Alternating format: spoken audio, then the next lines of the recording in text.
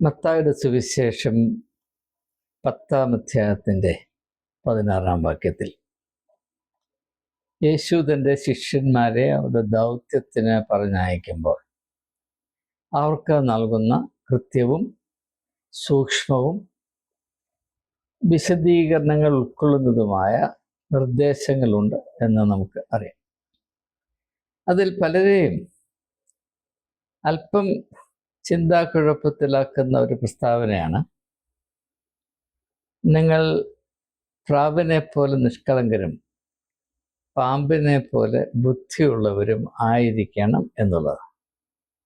B as Innocent as the Dove but as subtle as the serpent.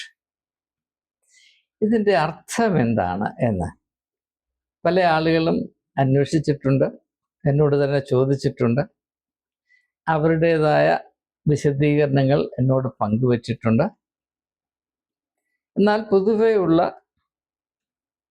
വിശദീകരണങ്ങൾ അല്ലെങ്കിൽ ഇൻ്റർപ്രിറ്റേഷൻസ് അല്ലെങ്കിൽ ധാരണകൾ, അവയിൽ നിന്ന് തുലവും വ്യത്യസ്തമായ വിധത്തിലാണ് ഞാൻ യേശുവിൻ്റെ ഈ നിർദ്ദേശത്തെ മനസ്സിലാക്കിയിരിക്കുന്നത് എന്നുള്ളത് ഇതിനു മുൻപ് ഞാൻ വെളിപ്പെടുത്തിയിട്ടില്ലാത്ത ഒരു യാഥാർത്ഥ്യമാണ്. അത് വെളിപ്പെടുത്തുവാനുള്ള സമയമായി എന്നതുകൊണ്ട് ഞാൻ ആ കൃത്യം ഏറ്റവും ഹ്രസ്വവും സരളവുമായി തന്നെ നിർവഹിച്ചുകൊള്ളട്ടെ. നമുക്കേവർക്കും അറിയാവുന്നത് പോലെ ആത്മീയ ദൗത്യത്തിന് പുറപ്പെടുമ്പോൾ അങ്ങനെ നിയോഗിക്കപ്പെടുന്ന ആളുകൾ, അതിനുവേണ്ടി പുറപ്പെടുന്ന ആളുകൾ ഏറ്റവും പ്രാധാന്യം കൽപ്പിച്ച് ആർജിക്കേണ്ടത് യാഥാർത്ഥ്യബോധമാണ്. ഇത് ഒരു പക്ഷേ പലരും അവഗണിക്കുന്ന ഒരു സത്യം തന്നെയാണ്. വേണ്ടത്ര തയ്യാറെടുപ്പുകൾ ഇല്ലാതെയാണ് പലരും ദൗത്യത്തിലേക്ക് പ്രവേശിക്കുന്നത്, മിഷൻ ഫീൽഡിലേക്ക് പോകുന്നത്, ആളുകളെ, ആത്മാക്കളെ ക്രിസ്തുവിന് വേണ്ടി നേടാനെന്നൊക്കെ പറഞ്ഞ് ഇറങ്ങിത്തിരിക്കുന്നത് എന്നൊരു യാഥാർത്ഥ്യമാണ്. ഇത് യേശുവിൻ്റെ സമീപനത്തിൽ നിന്ന് വളരെ വ്യത്യസ്തമാണ്. നമുക്കറിയാം, യേശു തൻ്റെ പരസ്യ ശുശ്രൂഷ ആരംഭിക്കുന്നതിന് മുൻപ് 40 പകലും 40 രാവും മരുഭൂമിയിൽ ഉപവസിച്ച് ധ്യാനിച്ച് പ്രാർത്ഥിച്ച് കഴിഞ്ഞിരുന്നു. ഇതൊരു വലിയ തയ്യാറെടുപ്പിനെ സൂചിപ്പിക്കുന്നു എന്ന് നമുക്കറിയാം.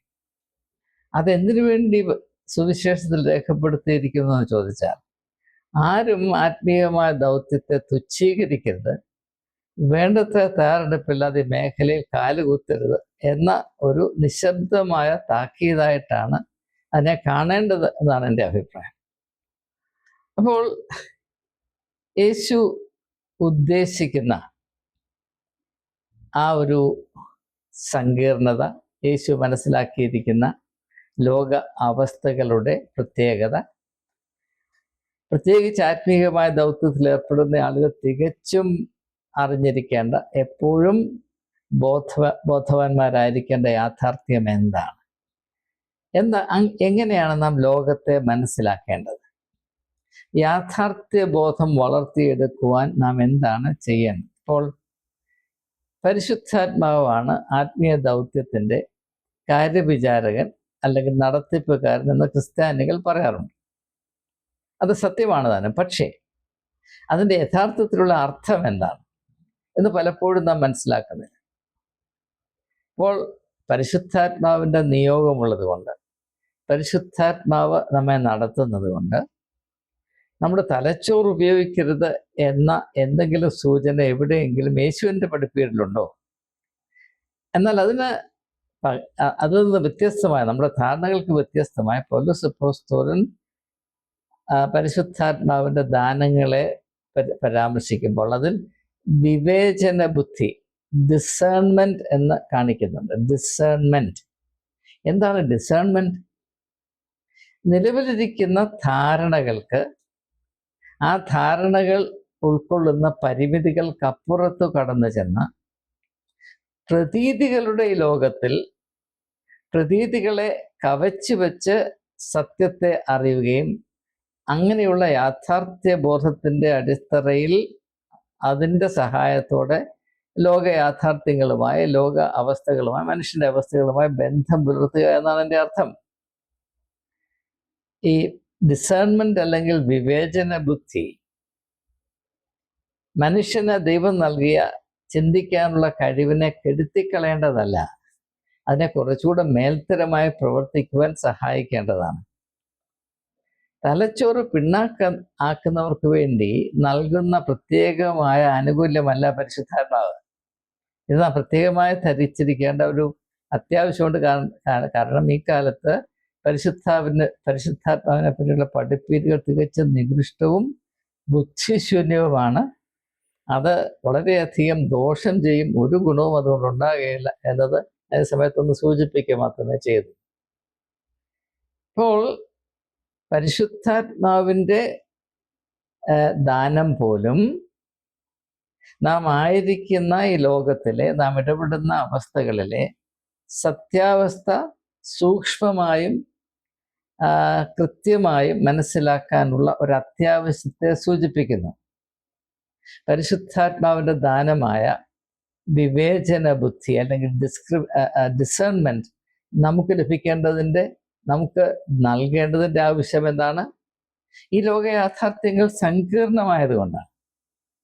എന്നാൽ അവയൊന്നും വേണ്ടതുപോലെ ഗ്രഹിക്കാതെ ദൗത്യമെന്ന് പറഞ്ഞെടുത്ത് ചാടിയാൽ അത് ഗുണത്തെക്കാളേറെ ദോഷം ചെയ്യും എന്നത് യേശു തിരിച്ചറിഞ്ഞിരുന്നു. അതുകൊണ്ടാണ് തൻ്റെ ശിഷ്യന്മാരെ അവിടെ ദൗത്യത്തിന് വേണ്ടി പറഞ്ഞയക്കുമ്പോൾ വളരെ വളരെ ശ്രദ്ധയർഹിക്കുന്ന നിർദ്ദേശങ്ങൾ അവർക്ക് നൽകുന്നത്. മത്തായിയുടെ സുവിശേഷം 10-ാം അധ്യായം അല്പം ശ്രദ്ധയോടെ വായിക്കുന്നവർക്ക് മനസ്സിലാകാവുന്നതാണ്. നമുക്ക് ഈ പ്രത്യേകമായ നിർദ്ദേശത്തിൽ ശ്രദ്ധ ചെലുത്താം. ഇവിടെ 2 പ്രതീകങ്ങൾ യേശു ഉപയോഗിക്കുന്നുണ്ട്: പ്രാവെന്നും പാമ്പെന്നും.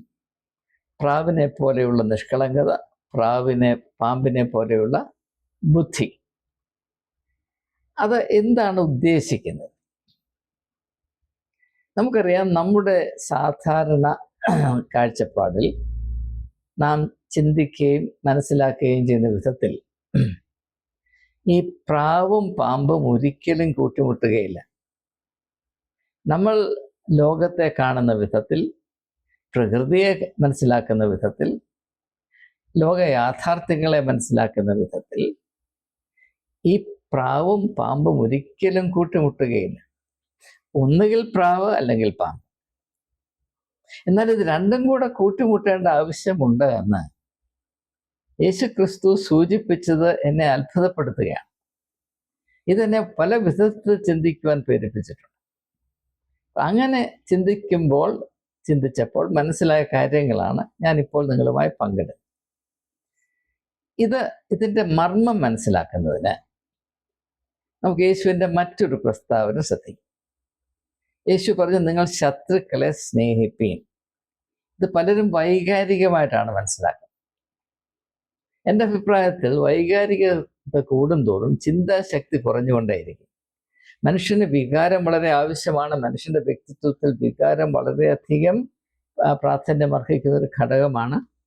വികാരത്തിൻ്റെ ശക്തിയിലാണ് മനുഷ്യൻ പ്രവർത്തിക്കുന്നത്. മനുഷ്യൻ തലച്ചോറ് മാത്രമാണെങ്കിൽ അവനെ കൊണ്ടൊന്നും ചെയ്യാൻ സാധ്യമല്ല. തലച്ചോറും ഹൃദയവും ഒരുപോലെ പ്രവർത്തിച്ചാൽ മാത്രമേ നാം കർമ്മശേഷിയുള്ളവരായി ഫലം പുറപ്പെടുവിക്കുന്നവരായി തിരികെയുള്ളൂ എന്നത് നിസ്തർക്കമാണ്. എന്നാൽ സംഭവിക്കുന്ന എന്താണെന്ന് ചോദിച്ചാൽ, ഒന്നിൽ തലച്ചോറ് അല്ലെങ്കിൽ ഹൃദയം, ഒന്നിൽ വികാരം അല്ലെങ്കിൽ ചിന്ത. ഇത് രണ്ടും ഒന്നുപോലെ ഒന്നായി തീരുമ്പോഴാണ് യഥാർത്ഥത്തിൽ ആത്മീയമായ വിധത്തിൽ ചിന്തിക്കുവാനും യാഥാർത്ഥ്യങ്ങളെ മനസ്സിലാക്കാനും നമുക്ക് സാധിക്കുന്നത് എന്നുള്ളതാണ് യേശു പറയുന്നത്. അപ്പോൾ ഈ ശത്രുക്കളെ സ്നേഹിക്കേണ്ട ആവശ്യം എന്താണ്? അത് ശത്രുവിൻ്റെ ഗുണത്തിന് വേണ്ടിയല്ല, നമ്മുടെ ഗുണത്തിന് വേണ്ടിയാണ്. അതെങ്ങനെയാണെന്ന് ഞാൻ മനസ്സിലാക്കുന്ന വിധം പറഞ്ഞുകൊള്ളട്ടെ. ശത്രു എന്നത് എന്തിനെ സൂചിപ്പിക്കുന്നു? നാം സങ്കല്പിച്ചു വച്ചിരിക്കുന്ന ആ ഒരു അവസ്ഥ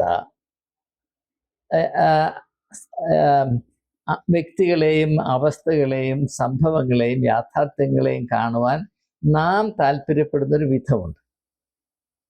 നമുക്ക് സന്തോഷവും ആശ്വാസവും പ്രദാനം ചെയ്യുന്ന ഒരു സാഹചര്യമുണ്ട്. അത് നമ്മുടേതായ സങ്കുചിതമായ ലോകമാണ്. ആ സങ്കുചിതമായ ലോകത്തിൻ്റെ അല്ലെങ്കിൽ വളയത്തിൻ്റെ ഉള്ളിൽ നിൽക്കുന്നവരെ മാത്രമേ നാം നമ്മുടെ മിത്രങ്ങളായി കരുതുകയുള്ളൂ. അതിന് വെളിയിലുള്ളവർ നമ്മുടെ ശത്രുക്കളാണ്. അപ്പൊ ഈ ശത്രുത്വം കൊണ്ട് എന്താണ് സംഭവിക്കുന്നത്? ഇത് നാം വ്യക്തമായി മനസ്സിലാക്കണം.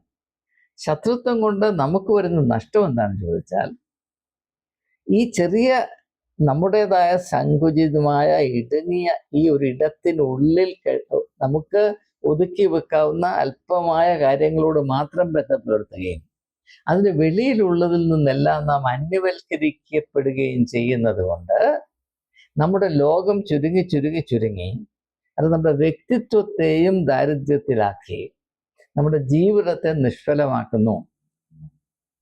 അതുകൊണ്ട് ശത്രുവിനെ സ്നേഹിക്കുമ്പോൾ എന്തുണ്ടാകുന്നു?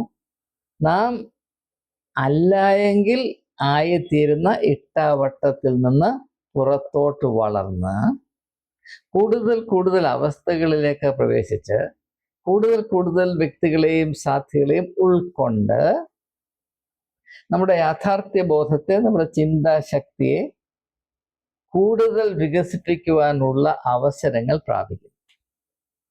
ഇത് അനുഭവം കൊണ്ട് ഞാൻ നിങ്ങളോട് പറയുകയാണ്. അല്ലാതെ നോക്കുന്നിടത്തെല്ലാം ശത്രുക്കളും. അമേരിക്കൻ കവിയായ റോബർട്ട് ഫ്രോസ്റ്റിനെ പറ്റി അദ്ദേഹത്തിൻ്റെ ചരിത്രം എഴുതിയ ഒരു വ്യക്തി എഴുതിയിരിക്കുന്നത്, he had the rare capacity to invent enemies where none existed. ശത്രുക്കൾ ഇല്ല എങ്കിലും ഇല്ലാത്ത ശത്രുക്കളെ കണ്ടുപിടിക്കാനുള്ള പ്രത്യേകമായ കഴിവ് അദ്ദേഹത്തിന് ഉണ്ടായിരുന്നു എന്നൊരു അഭിപ്രായമുണ്ട്. അത് അദ്ദേഹത്തിന് മാത്രമല്ല, നമുക്ക് എല്ലാവർക്കും ഉള്ള പ്രത്യേകമായ ഒരു കഴിവാണ്. പക്ഷെ അങ്ങനെ ശത്രുത്വം കൊണ്ട് നാം നമ്മുടെ ജീവിതത്തെ നിറയ്ക്കുമ്പോൾ നമ്മുടെ ജീവിതം ചുരുങ്ങി ചുരുങ്ങി ചുരുങ്ങി അത് ഉണങ്ങിയ തൊണ്ടുപോലെ ആയിത്തീരും. ഇത് ഒരു പ്രാവർത്തികമായ പ്രശ്നമാണ്. യേശുവിൻ്റെ ദർശനം എന്താണ്? നമുക്ക് സമൃദ്ധമായ ജീവനുണ്ടാകണം. അത് സംഭവിക്കണമെങ്കിൽ ഈ ഒരു പ്രവണതയ്ക്ക് തുലവും വ്യത്യസ്തമായി വളരുവാൻ സാധിക്കണം. നമ്മുടെ വളർച്ചയെ തുലവും പരിമിതപ്പെടുത്തുന്ന ഒരു ഘടകമാണ് ഈ ശത്രുത്വം എന്നുള്ളത്. അതുകൊണ്ട് ശത്രുക്കളെ സ്നേഹിക്കുമ്പോൾ നമ്മുടെ ലോകം വികസിച്ച് വികസിച്ച് വികസിച്ച് അതൊരു വലിയ ലോകമായിത്തീരുന്നു. ആ വികസനം നമ്മുടെ വ്യക്തിത്വത്തെ ദീപ്തമാക്കുന്നു. അല്ലാതെ കാണുന്നിടത്തെല്ലാം ശത്രുക്കളാണെന്ന് പറഞ്ഞാൽ നമ്മുടെ വ്യക്തിത്വത്തിന് വേണ്ട വളർച്ച പ്രാപിപ്പാൻ സാധ്യമല്ല. നമ്മുടെ യാഥാർത്ഥ്യ ബോധം പരിതാപകരമായി തീരും. നമ്മുടെ അവസ്ഥ വളരെ അരിഷ്ടതയിലാകും എന്നാണ് ഇതിനകത്തെ യാഥാർത്ഥ്യം. അപ്പോൾ നമ്മുടെ ആവശ്യം എന്താണ്? മനുഷ്യരുടെ ആത്മീയമായ ആവശ്യം എന്താണ്? സാധാരണഗതിയിൽ നോക്കുമ്പോൾ തികച്ചും അന്യമെന്നും അപകടമെന്നും ഒരു വിധത്തിലും സ്വീകരിക്കരുത് എന്നും നമുക്ക് തോന്നുന്ന കാര്യങ്ങളോട് ബന്ധം പുലർത്തുവാൻ നമുക്ക് കഴിയണം. ആ അവസ്ഥയാണ് യേശു അയക്കപ്പെടുക എന്ന ആശയം കൊണ്ട് ഉദ്ദേശിക്കുന്നത്. യേശു ശിഷ്യന്മാരെ വിളിച്ചത് അവരെ അയക്കുവാനാണ്. എന്താണ് അയക്കുക എന്ന് പറഞ്ഞാൽ? അന്ന് വരെ ഉള്ള അനുഭവത്തിൽ നിന്ന്, യാഥാർത്ഥ്യ ബോധത്തിൽ നിന്ന്, താല്പര്യങ്ങളിൽ നിന്ന്, വാസനകളിൽ നിന്ന് വ്യത്യസ്തമായ അവസ്ഥയിലേക്ക് പ്രവേശിക്കുവാൻ അവർക്ക് അവസരം ഉണ്ടാക്കി കൊടുത്താൽ മാത്രമേ അവരുടെ വ്യക്തിത്വത്തിൽ, അവരുടെ ആത്മാവിൽ വളരുകയുള്ളൂ. പക്ഷേ ക്രിസ്ത്യാനികൾ ഇന്ന് മനസ്സിലാക്കിയിരിക്കുന്നത് എന്താണ്? ഒന്നിനോടും തുടരുത്, ഒന്നിനോടും ബന്ധപ്പെടുത്തരുത്. എൻ്റെ അഭിപ്രായത്തിൽ അല്പം വ്യത്യാസമുള്ളവനെ കല്ലെറിഞ്ഞ് കൊല്ലണം, അവനെ കുറഞ്ഞ പക്ഷം തീണ്ടലോടുകൂടി മാറ്റി നിർത്തണം. അതിൻ്റെ ഫലമായി ക്രിസ്ത്യാനിക്ക് എന്ത് സംഭവിക്കുന്നു? അവൻ ചുരുങ്ങി ചുരുങ്ങി ഉണങ്ങി ഉണങ്ങി ഉണങ്ങി തൊണ്ട് ക്രിസ്ത്യാനികളെ ഇപ്പൊ കാണാനുണ്ട്. നമ്മുടെ സമൂഹത്തിന് വന്നിരിക്കുന്ന അപകടം, ആ അധപ്പതനം എത്ര ഭീകരമാണെന്ന് മനസ്സിലാക്കണം. അതിൽ പ്രവർത്തിക്കുന്ന അടിസ്ഥാന മർമ്മം ഇതാണ് എന്ന് മനസ്സിലാക്കണം. അപ്പോൾ അന്യമെന്ന് നാം കരുതുന്നതിനോട് നമുക്ക് ബന്ധം പുലർത്തേണ്ട ആവശ്യമുണ്ട്. ഇതിൻ്റെ മറ്റൊരു സൂചന ഈ സമയത്ത് ഞാൻ പങ്കിടട്ടെ. മത്തായിയുടെ സുവിശേഷം 25-ാം അധ്യായത്തിൽ 3 ഉപമകളുണ്ട് നമുക്കറിയാം. അതിൽ ചെമ്മരിയാടിൻ്റെയും കോലാടിൻ്റെയും ഉപമയുണ്ട്. അതിലൊരു പ്രത്യേക ഊന്നലോട് യേശു പറയുന്നു, ഞാൻ അന്യനായിരുന്നു, നിങ്ങൾ എന്നെ കൈക്കൊണ്ടു എന്ന് പറയുന്നു. അവിടെ 6 വ്യത്യസ്ത അവസ്ഥയിലുള്ളവരെ പറയുന്നുണ്ട്. ഞാൻ വിശന്നിരുന്നു, ദാഹിച്ചിരുന്നു, ഞാൻ നഗ്നനായിരുന്നു, ഞാൻ രോഗിയായിരുന്നു, ഞാൻ തടവുകാരനായിരുന്നു, ഞാൻ അന്യനായിരുന്നു. ഈ ആറും നമ്മളിൽ നിന്ന് വ്യത്യസ്തമായ അവസ്ഥയാണ് സൂചിപ്പിക്കുന്നത്.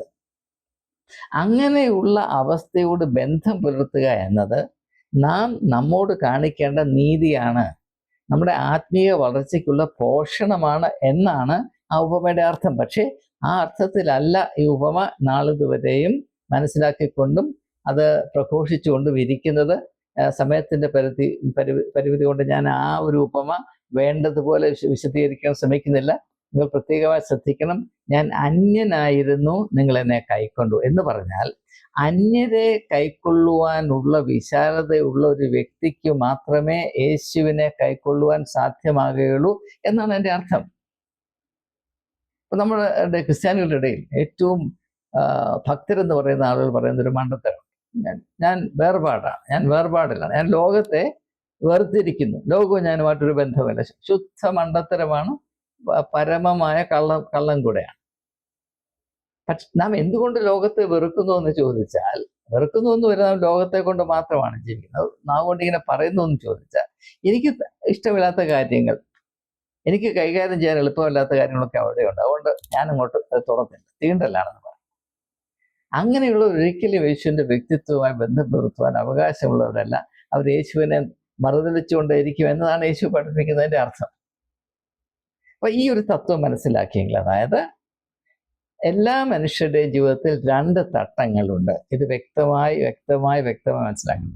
നമ്മുടെ ഓരോരുത്തരുടെയും ജീവിതത്തിൽ, നമ്മുടെ ബോധതലത്തിൽ 2 തട്ടങ്ങളുണ്ട്. ഒന്ന്, എനിക്ക് പരിചയമുള്ളത്, എനിക്ക് സമാധാനമുള്ളത്, എനിക്ക് ആശ്വാസമുള്ളത്, കൈകാര്യം ചെയ്യാൻ എളുപ്പമെന്നും അഭികാമ്യമെന്നും സന്തോഷമെന്നും എനിക്ക് തോന്നുന്ന ചില കാര്യങ്ങൾ. അത് വളരെ പരിമിതമായിരിക്കും, വളരെ വളരെ വളരെ ചിലർക്ക് അവർക്കറിയാവുന്ന കാര്യങ്ങൾ മാത്രം മറ്റുള്ളവർ പ്രതിപാദിച്ചുകൊണ്ടേ ഇരിക്കണം.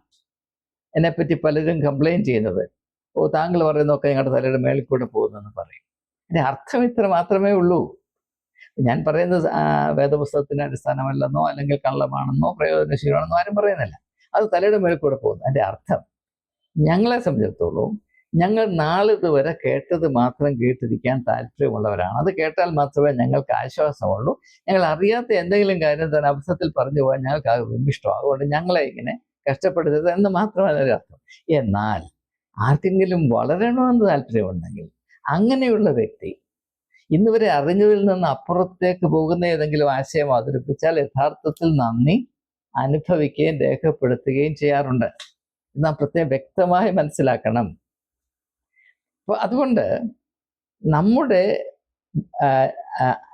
സാഹചര്യത്തിൽ, നമ്മുടെ അവസ്ഥയിൽ 2 തട്ടങ്ങളുണ്ട്. ഒന്ന്, നാം ഇതുവരെ പഠിച്ചത്, അറിഞ്ഞത്, പരിചയപ്പെട്ടത്, നമുക്ക് വേണ്ടാത്ത, നമ്മളിൽ നിന്ന് നമ്മളെ ഒരു ഹേമവും ചെലുത്താതെ, things that make no demands on us intellectually or otherwise. എന്നാൽ മറ്റൊരു തട്ടമുണ്ട്, നമുക്ക് പരിചയമില്ലാത്തത്, നാം ഇതുവരെ കണ്ടുമുട്ടിയിട്ടില്ലാത്തത്, നാം മനസ്സിലാക്കിയിട്ടില്ലാത്തത്, നാം അനുഭവിച്ചിട്ടില്ലാത്തത്, നമ്മളിൽ നിന്ന് അന്യമെന്ന് നാം കരുതി വച്ചിരിക്കുന്ന കാര്യങ്ങൾ. അതാണ് ഏറ്റവും വലിയ ഘടകം. ആദ്യത്തേനെ അപേക്ഷിച്ച് നോക്കുമ്പോൾ അത് 0.001% ആണെങ്കിൽ ഇത് 100% ആണ്. അത്ര വ്യത്യാസമുണ്ട്. അപ്പോൾ യേശു പറയുന്നത്, നിങ്ങൾക്ക് വളരണമെങ്കിൽ നിങ്ങളുടെ ചെറിയ ചെറിയ ഇപ്പോൾ കടുക് പണിയുടെ ഉപമ, കടുക് പണി എൻ്റെ ചെറിയ ലോകത്തിൽ നിന്ന് പൊട്ടിമുളച്ച് വളർന്നു വലുതായി ഭൂമിയുടെ അറുതി വരെയും പോയെന്ന് പറയുമ്പോൾ, മനുഷ്യൻ അപ്രകാരമായിരിക്കണം, നിന്റെ വളർച്ചയ്ക്ക് നീ അതിര് കൽപ്പിക്കരുത് എന്നാണ് എൻ്റെ അർത്ഥം. അപ്പോൾ അങ്ങനെ നമുക്ക് വളരണമെങ്കിൽ നാം ഇപ്പോഴായിരിക്കുന്ന അവസ്ഥയിൽ നിന്ന് തുലവും വ്യത്യസ്തമായ കാര്യങ്ങൾ, വ്യത്യസ്തമായ അവസ്ഥകൾ, വ്യത്യസ്തമായ ചിന്താഗതികൾ, വ്യത്യസ്തമായ താല്പര്യങ്ങൾ, അവയോട് ബന്ധം പുലർത്തുവാനുള്ള ഒരു ആന്തരികമായ ബലം നമുക്കുണ്ടാകണം. നാം അറിഞ്ഞതും നാം ഇതുവരെ കേട്ടതും മാത്രം കേട്ടുകൊണ്ടിരിക്കുക എന്നതാണ് എൻ്റെ മിടുക്കെന്ന് പറയുന്നത് മണ്ടനും ബലഹീനനുമാണ്. ഇത് നാം വ്യക്തമായി തിരിച്ചറിയും. ഈ ബലഹീനത കൊണ്ട് നിങ്ങൾക്ക് കടന്നു ചെന്ന് മറ്റാർക്കും ഒരു നന്മയും ചെയ്യാൻ കഴിയുകയില്ല എന്നാണ് യേശു പറയുന്നത്. ഇനി മത്തായിയുടെ സുവിശേഷം 10-16 വാക്യത്തെ നമുക്ക് ഈ പശ്ചാത്തലത്തിൽ ഒന്ന് പരിഗണിച്ചാൽ എൻ്റെ അർത്ഥം മനസ്സിലാകും. പ്രാവ് എന്നത് നമുക്ക് പരിചയമുള്ളതാണ്. നാം പ്രാവിനെ കണ്ടിട്ടുണ്ട്. പ്രാവിൻ്റെ സ്വഭാവത്തെപ്പറ്റി നമുക്ക് ചില ചിന്തകളൊക്കെയുണ്ട്.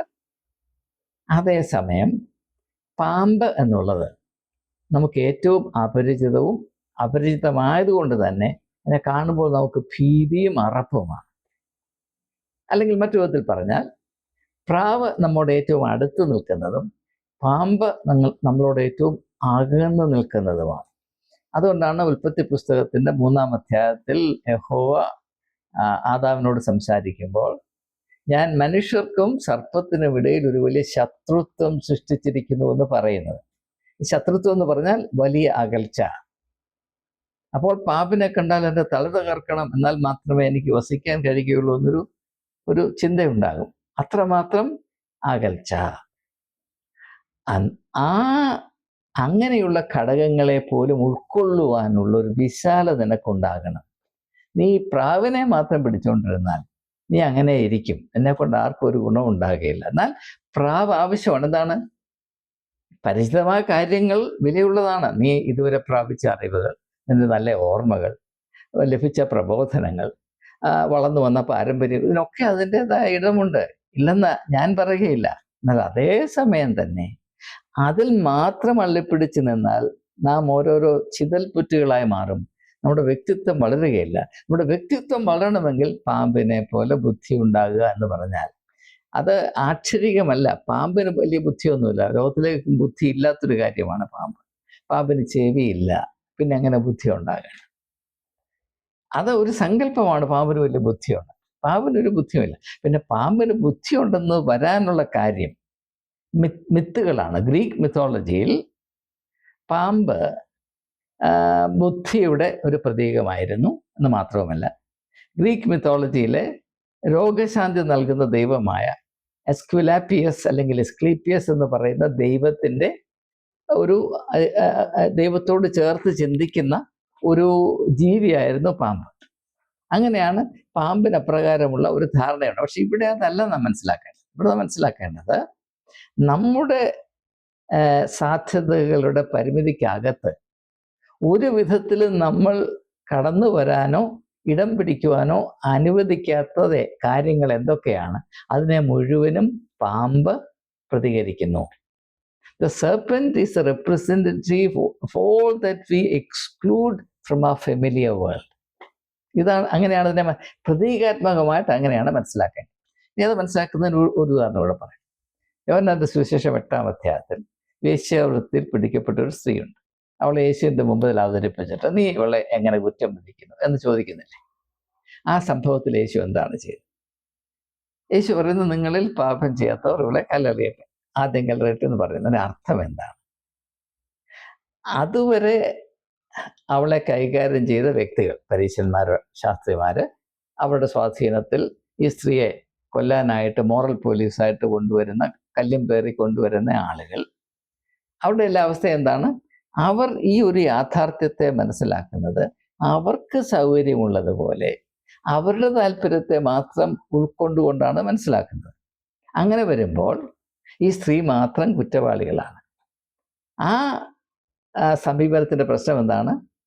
വേശ്യാവൃത്തിയിൽ ഒറ്റയാൾ മാത്രമാണ് പ്രവർത്തിക്കുന്നത്. സ്ത്രീ അവൾ മാത്രം അവളിൽ തന്നെ വേശ്യാവൃത്തി ചെയ്ത് പുരുഷൻ ആ ഒരു ദേശത്ത് അടുത്തിട്ടേ ഇല്ല. പുരുഷൻ്റെ നിഴൽ പോലും ഈ വേശ്യ പ്രവൃത്തിയിലില്ല. കാരണം എന്താണ്? അത് പുരുഷനെ സംബന്ധിച്ചിടത്തോളം മനസ്സിലാക്കാനും അംഗീകരിക്കാനും പ്രയാസമാണ്. അതുകൊണ്ട് തന്നെ പാപിനിയായ സ്ത്രീയെ കല്ലെറിഞ്ഞു കൊല്ലാൻ പുരുഷന് പ്രത്യേകമായ താല്പര്യമുണ്ട്. കാരണം അവളെ കൊന്നു കഴിഞ്ഞാൽ പിന്നെ താൻ ചെയ്തതൊന്നും പിന്നെ ഓർത്തിരിക്കേണ്ട കാര്യമല്ല. നമ്മളിപ്പോഴത്തെ ഭാഷയിൽ പറഞ്ഞാൽ ഡിസ്ട്രോയ് ദി എവിഡൻസ്. തൻ്റെ മനസാക്ഷിയെ കുത്തുന്ന ഈ ഒരു തെളിവ് നശിപ്പിക്കാൻ ഇത് ഉപയോഗിക്കുമെന്നത് കൊണ്ടാണ് ആളുകൾ ഈ കല്ലുപിടുത്തോണ്ട് ഇങ്ങനെ അവിടെ നേരെ വരുന്നതെന്ന് യേശുവിന് പെട്ടെന്ന് മനസ്സിലായി. അപ്പോൾ യേശു പറയുന്നത് എന്താണ്?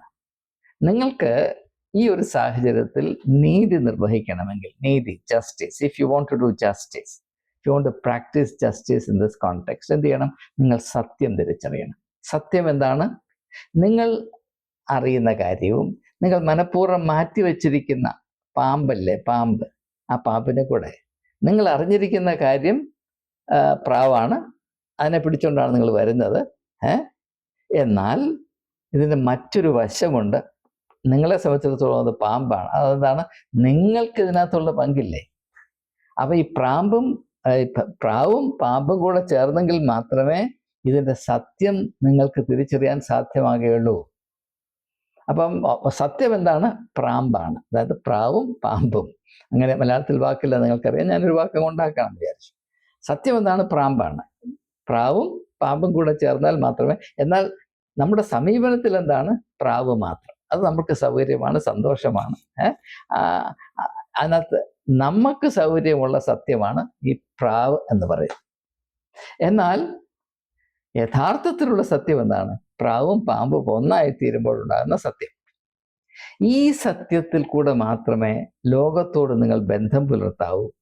എന്നാൽ മാത്രമേ ലോക യാഥാർത്ഥ്യങ്ങളെ വേണ്ടതുപോലെ മനസ്സിലാക്കുകയും മനുഷ്യജാതിക്ക് നന്മ വരുന്ന വിധത്തിൽ ഏതെങ്കിലും ഒരു ആത്മീക ദൗത്യം നിർവഹിക്കാൻ നിങ്ങൾക്ക് സാധ്യമാകുകയുള്ളൂ. ഈ തത്വം കഴിഞ്ഞ 2000 വർഷം കൊണ്ട് ഉപേക്ഷിച്ചു വെച്ചത് കൊണ്ടാണ് ഈ ദൗത്യം എന്ന് പറഞ്ഞ് ക്രിസ്ത്യാനികൾ വളരെയധികം വേണ്ടാധീനങ്ങൾ ചെയ്തിട്ടുള്ളത് എന്ന് പറയുവാൻ എനിക്ക് യാതൊരു മടിയുമില്ല. സത്യത്തെ പലപ്പോഴും കുഴിച്ചുമൂടിയിട്ടാണ് ഈ ദൗത്യം, മിഷൻ ആൻഡ് ഇവാഞ്ചലിസം നമ്മൾ ചെയ്തിട്ടുള്ളത്. അത് പറയാതിരിക്കാൻ ഒരു നിവൃത്തിയുമില്ല. ഇത് ഞാൻ പറയുമ്പോൾ പലർക്കും ദേഷ്യം തോന്നും, പക്ഷേ ഇത് സത്യമാണ്. ഇങ്ങനെയുള്ള സത്യങ്ങൾ തിരിച്ചറിഞ്ഞേ മതിയാകുകയുള്ളൂ. അതുകൊണ്ട് നിങ്ങൾ പ്രാവിനെ പോലെ നിഷ്കളങ്കരും പാമ്പിനെ പോലെ ബുദ്ധിയുള്ളവരുമാകുക എന്ന് പറഞ്ഞാൽ, നിങ്ങൾ യഥാർത്ഥത്തിൽ ബുദ്ധിയുള്ളവരാകണമെങ്കിൽ നിങ്ങൾ ഒഴിച്ചു വച്ചിരിക്കുന്ന വിശാലമായ ലോകമില്ലേ, അതിനെ കൂടെ കൂട്ടിച്ചേർത്ത് വായിക്കുമ്പോൾ മാത്രമേ നിങ്ങൾ യഥാർത്ഥത്തിൽ ബുദ്ധിമാന്മാരും ബുദ്ധിമതികളും ആകുകയുള്ളൂ. അല്ലെങ്കിൽ നിങ്ങളുടെ കണ്ണിൽ നിങ്ങൾ വലിയ മിടുക്കന്മാരെന്ന് തോന്നും, പക്ഷേ ചരിത്രം നിങ്ങളെ മണ്ടന്മാരെന്ന് വിധി എഴുതും. അതിമനോഹരമായ വളരെ ചിന്തനീയമായ ഒരു ഒരു വെളിപ്പെടുത്തലാണ് യേശു ഇവിടെ നടത്തിയിരിക്കുന്നത്. പക്ഷേ അതിൻ്റെ അർത്ഥം വേണ്ടതുപോലെ ഗ്രഹിപ്പാൻ നമുക്ക് കഴിഞ്ഞിരുന്നുവെങ്കിൽ എന്ന് ഞാൻ ആത്മാർത്ഥമായിട്ട് ആഗ്രഹിക്കുകയും പ്രാർത്ഥിക്കുകയും ചെയ്യുകയാണ്. ഞാൻ ഒരിക്കൽ കൂടെ ആവർത്തിക്കുന്നു, നാം ഇതുവരെ അറിഞ്ഞതും ഇനിയും അറിയാനുള്ളതുമായ വിശാലമായ ലോകവും തമ്മിൽ സമ്മേളിക്കുമ്പോൾ മാത്രമേ യഥാർത്ഥത്തിലുള്ള സത്യം എന്ത് എന്ന് നമുക്ക് തിരിച്ചറിയുവാൻ സാധിക്കുകയുള്ളൂ. ആ സത്യത്തിൻ്റെ അടിസ്ഥാനത്തിലല്ലാതെ, അതിനോടുള്ള 100% പൂർണ്ണമായ വിധേയത്വത്തിലല്ലാതെ ആത്മീയമായ ദൗത്യം നിർവഹിപ്പാൻ ആർക്കും കഴിയുകയില്ല എന്ന വളരെ വളരെ ചിന്തനീയവും സുപ്രധാനവുമായ, ഒഴിച്ചുകൂടാനാവാത്ത ഒരടിസ്ഥാന മർമ്മമാണ് യേശു ഇപ്രകാരം വെളിപ്പെടുത്തുന്നത്. പക്ഷേ യേശു പ്രതീകാത്മകമായി സംസാരിക്കുന്നത് കൊണ്ട് അതിൻ്റെ യഥാർത്ഥത്തിലുള്ള അർത്ഥം അല്പം അന്വേഷിച്ചാൽ, അതായത് യേശുവിൻ്റെ പഠിപ്പീരുകളുടെ പ്രസ്താവനകളുടെ വെളിപ്പെടുത്തലുടെ ആകത്തുകയോടുള്ള ബന്ധത്തിൽ ഇത് ധ്യാനിച്ചാൽ മാത്രമേ മനസ്സിലാകുകയുള്ളൂ എന്നതുകൊണ്ടാണ് നമ്മൾ മുറിച്ച് കഷ്ണങ്ങളിൽ മാത്രം നോക്കുമ്പോൾ വേറെ വലുതൊക്കെ തോന്നും. അതിൻ്റെ യഥാർത്ഥ അർത്ഥം നമ്മളിൽ നിന്ന് ഒളിച്ചുകൊണ്ടേയിരിക്കും, മരീചിക പോലെ മാറിപ്പോയിക്കൊണ്ടേയിരിക്കും. അതുകൊണ്ട് ഇപ്രകാരമാണ് ഈ ഒരു പ്രസ്താവന മനസ്സിലാക്കേണ്ടത് എന്നതാണ് ഈ എളിയവൻ്റെ അഭിപ്രായം. അത് നിങ്ങളുടെ പരിഗണനയ്ക്ക് സമർപ്പിച്ചുകൊണ്ട് വാക്കുകൾ ഉപസംഹരിക്കുന്നു. സഹകരിക്കുന്ന ഏവർക്കും എൻ്റെ ഹൃദയംഗമമായ നന്ദി.